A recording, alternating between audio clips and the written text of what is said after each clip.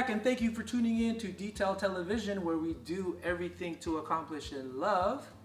And with that, don't forget to like the video, hit the subscribe button, and click the notification bell if you want to be notified of when my videos come out. Welcome back to my boy, Jabbar Salang. What's going on? Thanks for having me. How you doing? How you doing? So we are back, and we are back because his Kansas City Chiefs won Super Bowl 54. Pat Mahomes. Boo, boo. So we're gonna recap a little bit of what happened. So Jabbar, other than your team winning, Jimmy G not showing up. What did we say? What were some of the things we said? Jimmy G, Woody passed for over 240 yards. No, so I think I got that one right. Yes, you did. I don't think he was gonna do that. Yeah. We got the score. I had the score almost right. Yes, you did. I said 24-21. I didn't call who though, but I said it'd be 24-21. It was 24-20. And then until David Williams went off and scored for like with 26 yards, 30 yards, so it became 31-20. But I was close. I was close. So sorry for all the 49er gang out there. I was cheering for them, and I was hoping for a comeback. But you know what? Congratulations to the Kansas City Chiefs. Not the state of Kansas. Obviously, Kansas. Sorry, not the state of Kansas. The state of Missouri. Congratulations to all you Kansas City Chiefs fans. And what a great way, right? This is actually, Lamar Hunt actually came up with the slogan Super Bowl, and on their 100th year, they win it. Okay. So it kind of comes back around in circle. And congratulations to Andy Reid. Andy Reid Who got his who first can ring. hate on Andy Reid? Seriously, guys. I mean, he's like a teddy bear that you just want to hug, and yeah. But Kyle Shanahan actually has a few more years. He has a few more years. Oh, it's. I mean, he has his time. Like Kansas City, they lost last year. Mm-hmm. It's kind of, I don't know, only natural or right to let them be next. Let them earn it next. And Correct. San Francisco, hey, you never know. It's Yeah. maybe it'll be their turn next. And that defense, I mean, yeah, we were wrong about the defense. Pat Mahomes showed up. Pat Mahomes showed up. Yep. I didn't say he wouldn't though, did I? No, I mean, like you said that he was the most talented one. Oh yeah, he the most was. talented. He ended up winning. And I said that the San Francisco defense would show up, but yeah, they gave up 24 points, but 31. That last 7 points was it was already fluky. It was fluky. Yeah. So, but it was a great game. All right, so last week you came over. You brought over a white wine, Sauvignon Blanc, right? 2017. Yes, 2017 Okay. from here. So last week we went over like the color, the taste, and the smell, right? Yes. And so this week, what did you bring for us this time? Well, this week, Jabbar, I brought over a 2016 Santa Margarita Chianti Classico. Chianti. Yes. Okay. And this is to honor, as you guys know, last week we lost A 1-point game. Walton can tip it. Bryant with the save. Oh, you got to get a shot here. Final seconds. Bryant for the win. Bang!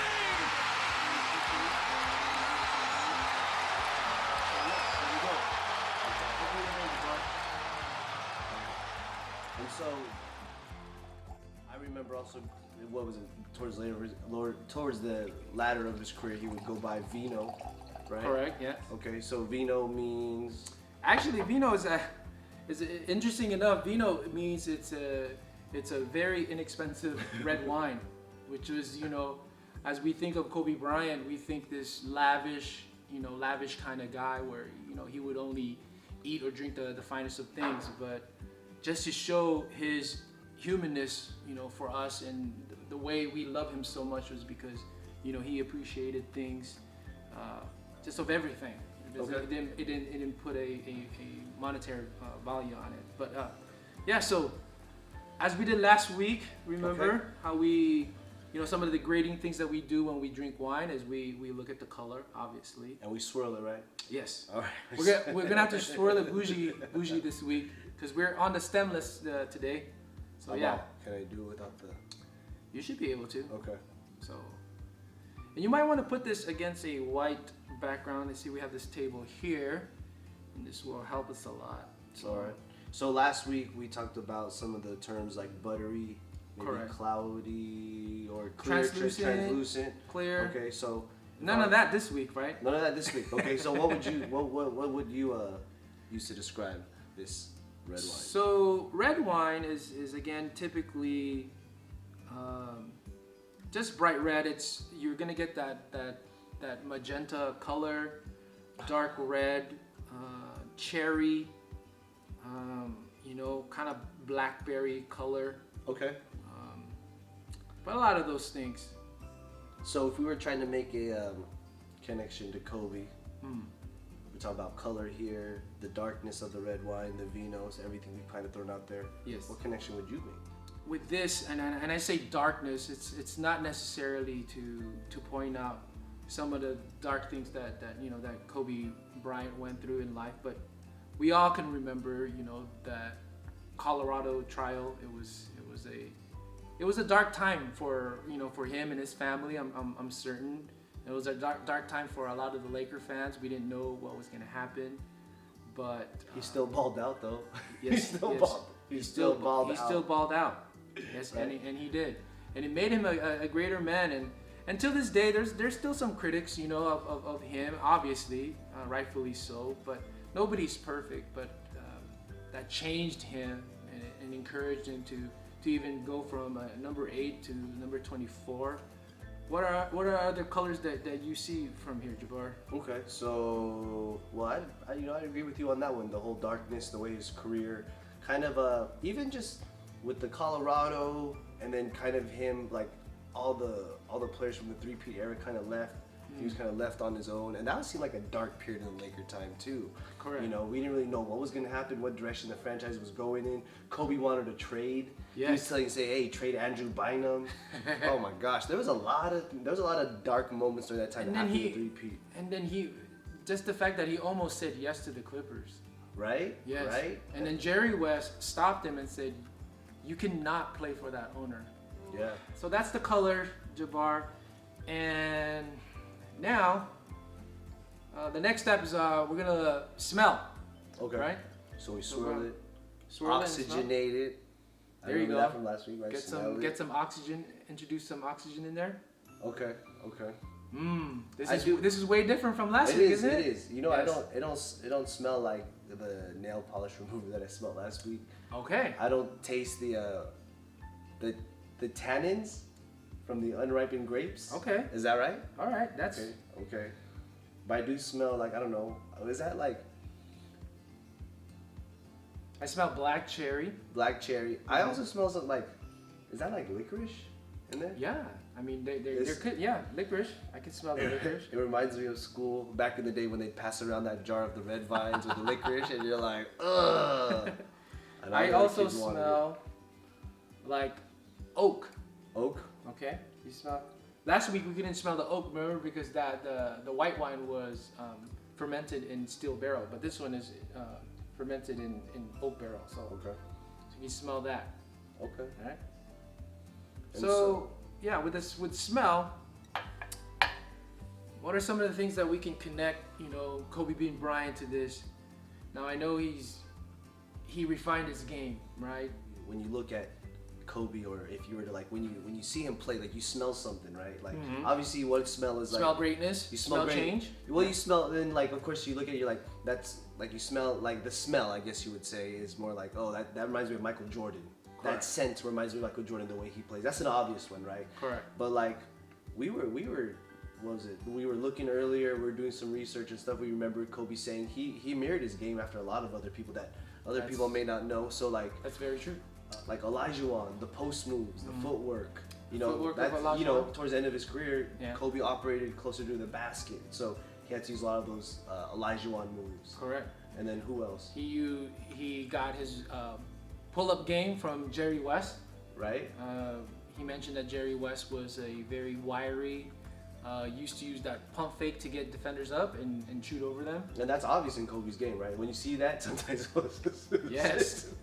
Very correct. 20 up fakes. see if they'll fall for the 20th one. And then he got his style from Elgin Baylor, his ability to get into a defender and do those crazy layup shots that he would do. Right. And then what was the other one? He talked about The Big O. like Oscar Robertson was able to create space, right? Correct. And as we know, Kobe was great at creating space, getting the shot up, no matter how much if there were one defender, two defenders, or how tall, like his ability to create space. Yeah. Okay, so yeah. And I think that's, you know, that's reminiscence of the smell, like what you said. Right. You know, when you see an athlete play, you've seen a jumper before, you've seen a fadeaway shot before. So a lot of the stuff that he stole a lot of the moves from these old school basketball players. Yeah. And that's what I miss about him. You know, like his ability to be open and transparent about those things. Like most players will tell you, like, I created that move myself, not him. He always gave credit where credit was due. He said I took that move from him, and he even said to Michael Jordan, because he knew that he was not gonna be 6'9" like his dad. Right. He was gonna be 6'6", and so the 6'6" guy at that time was Michael Jordan. Right. And they had the same physique, they had the same hand length, except his hands. Same arm length, different if Kobe size Bryant had just maybe a quarter of an inch longer fingers, man, he would have been. Pause on that, but yes. Jabbar, appreciate the smell. And then, lastly, obviously, we're gonna taste. All right. Okay. Cheers. So, cheers, buddy. What? Is that what you're supposed to do? Yes. Like, So yes, I know. I was like, what's he doing? That was totally Let me try that. was a totally bougie move, by the way, Jabbar. I'm sorry. So you actually do that, and you kind of introduce a little bit more oxygen as it is in your palate.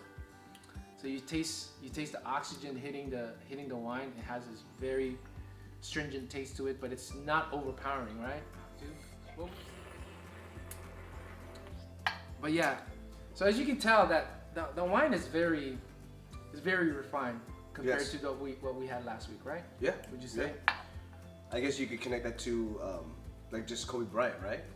I mean, I certainly think you can. I mean, this wine is, first of all, it's 2016, so it's been 4 years. It's been sitting in the. Hey, did you do it on purpose? 2016. Did you get 2016 on purpose? No way. Because that's right on. Yeah. That's when you retired, 2016. Oh, what? Seriously?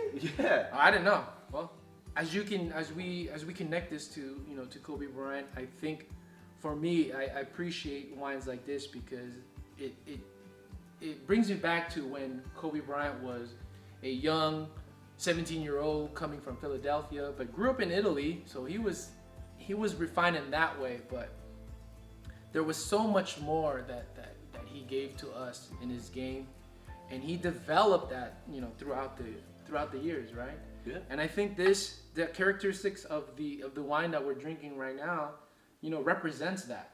I feel like the smell, the taste is just something that's been brewing in there for a long time. Kind of like the same thing what Kobe Bryant did. Like, what would you say some of the earliest fondest memories of Kobe Bryant to you when he was young? What was he raw? Was he was raw, but you saw what was in there. Like you saw potential, you saw all the potential, right? Froey, arrogant kid, and you could totally tell he was copied Michael Jordan, just like his mannerisms. But then at that time, I think Max Kellerman pointed out, like, who wasn't trying to copy Jordan at that time? That's right. Right? And then, as he kind of grew into his own, as he added to his game, right? You just knew that, just like you could taste all the different flavors. We talked about that in the smell earlier. Like, he added a new level to his game every year. Like, whatever they said he was horrible at, he went and he got better at it, right? That's right. With age, of course. And so when you look at 2016, when he retired, he wasn't the same. He just wasn't the same player. But that doesn't mean in a bad way. Like, he was just a more refined player, more complete player. Yeah. Such as this 2016 wine. Yes. See how I did that? Yeah. No, and it's very true with any kind of wine. Why do you think wines that are older vintage, older years are more expensive? It's because you have to develop those flavors inside the barrel. You can't just pack all this together, add some yeast, get the alcohol in there, out, bottle it, and expect it to be wonderful like this. You have to go through the trials of what it is to be an age one, i.e. Kobe Bryant. Like he went through his phase where he was shooting jump shots and airballing them to the Colorado scandal, to being a champion, to being a dad, and then transitioning to his second life, which is, you know, unfortunate, but we have to bring this up because, you know, with him passing, his immediate impact outside of basketball it hurt a lot of people, including myself. Like I said 2 weeks ago when I did the Reflection Sunday, if you guys watched that video, I was looking forward to his next 20 years of venture, basically. You know, you watch this guy grow up into be a great player, a killer instinct, somebody that you could cheer for. You have a story about that, right? 20 straight years that Kobe Bryant, the best player ever. No, right? I was actually sharing this tweet with Os earlier, and it just talks about, it was from Ryan Clark. Shout out Ryan Clark. So I guess he's the biggest Kobe fan, right? And by the way, that's bigger than me. And by the way, that's another person that my wife has a crush on. So Jimmy G, Ryan Clark. She has a thing for these NFL players. I found it right here. So this is Ryan Clark. Shout out Ryan Clark. And this kind of just is me growing up with Kobe. It says, I argued with people for 2 decades about Kobe Bryant. I believe that all of those disagreements started because I wanted everyone to love Kobe Bryant as much as me. Turns out everyone did, right? Yeah. And you know, when I think about all the arguments I started, shout out Joey, Kobe, LeBron, 20 years arguing. I think I just wanted everyone to love Kobe as much as me. Yeah. And I think after Kobe passed, like we said earlier, the world stopped. And I think we finally saw how much everyone appreciated Kobe Bryant. It's just sad we had to see him go for us to see how much people appreciated him. Yeah. You know, I think about, this touched on multiple levels. I remember just, you know, growing up watching Jordan. You know, I didn't really get the first three-peat. I was still kind of young. All right. But I remember when he won his second three-peat, that's when I started getting into basketball. And I don't know, probably because I was raised into it, but I just love the whole like individual hero ball, put the weight of the world on your shoulders and let me carry a team to a championship. Kind of like Michael Jordan did, right? Of course he had help, but no Jordan, no three-peats, right? Yeah. Okay. And then I wanted more, right? And so Kobe Bryant comes in, gave me that Jordan. And he extended that for 20 more years, right? Yeah. Just that like hero ball individual. It's a very difficult way to win, and I think that's why I appreciate that. Yeah. And then lastly, just being a father, right? You know, when you think about someone like Kobe Bryant, who gave 20 years, and you know, Mamba mentality, working hard, giving everything you got to the game, and you would have to say, you know, of all people that deserve to live on this earth, as far as you know what he paid into it.